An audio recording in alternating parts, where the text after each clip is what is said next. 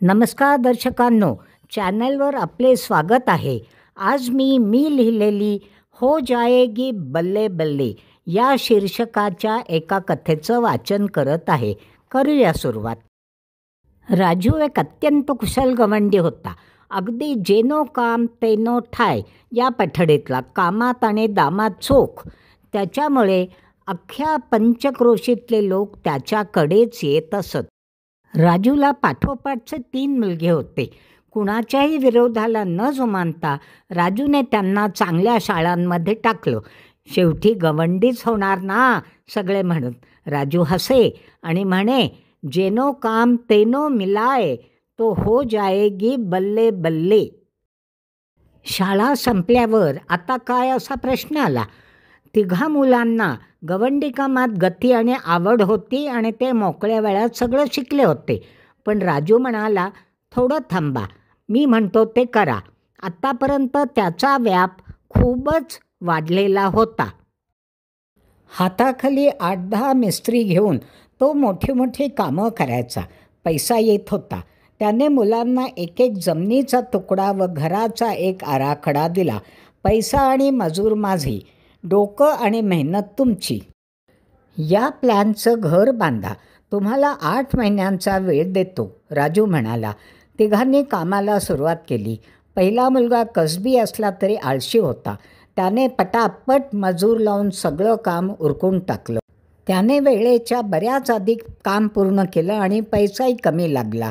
घराला 4ही बाजूला मोठ्या मोठ्या खिडक्या होत्या. दुसरा थोडा संथ होता, त्याला जास्त वेळ लागला.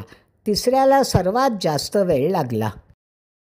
त्याचं घर त्याला पुढे मागे 2 मजली करायचं होतं आणि छतावर बाग करायची होती, म्हणून खूप भक्कम पाया लागला. दिलेली मुदत संपली. बांधकाम आणि भोवतीचे पत्रे हल्ले. गावातले सगळे घर पाहायला आले. घरं पाहून सगळे अगदी थक्क झाले. 3ही घरं एकमेकांहून अगदी वेगळी होती. मोठ्याचं बैठं होतं आणि इतक्या मोठ्या खिडक्या की भिंतींहून जास्त खिडक्या. सतत हवा आणि उजेड घरात खेळत होता. बघणाऱ्याचं मन प्रसन्न होत होतं. दुसऱ्याचं घर परीकथेतल्यासारखं दिसत होतं. बैठच, पण वरचा स्लॅब दोन्ही बाजूला निमुळता केला होता आणि त्यावर फुलांची वेल चढवली होती. कल्पकता वापरल्यामुळे त्याचं घर अतिशय मोहक वाटत होतं. तिसऱ्याचं घर भव्य आणि मजबूत होतं. हव्या तेवढ्या खोल्या होत्या, पण याशिवाय विचारपूर्वक कपडे सुकण्यासाठी वेगळी जागा, झोपाळ्याचा कोपरा वगैरे बांधलेलं होतं. राजूने 3घांची पाठ थोपटली. सर्वात कमी पैशात आणि वेळात तू स्वतः फारसं काम न करता मजुरांकडून उत्तम काम करवून घेतलंस. तुझ्यात कसब आणि आळस दोन्ही आहे. तू कसबी लोकांना ठेवशील आणि आळशी लोकांना काढशील. म्हणून तू बांधकामांचा प्रमुख असशील, तो मोठ्याला म्हणाला. धाकट्याचं काम अत्यंत विचारपूर्वक आणि एखाद्या तंत्रज्ञासारखं आहे, म्हणून तो तांत्रिकीचा प्रमुख असेल. त्यात प्लॅन आणि घरचं डिझाईन येईल. 2 नंबरचा स्वप्नाळू असला तरी कल्पक आहे. ग्राहकाच्या मागणीनुसार आतबाहेरची रचना, सजावट इत्यादींचा तो प्रमुख असेल. त्याने मग त्यांच्या 3घांच्या कसबांनुसार त्यांच्या पुढच्या शिक्षणाची सोय केली. मोठा जाऊ इच्छित नव्हता, पण त्याला नावापुढे डिग्री असलेली बरी, मानसन्मान वाढतो, असं राजूने ठामपणे सांगितलं.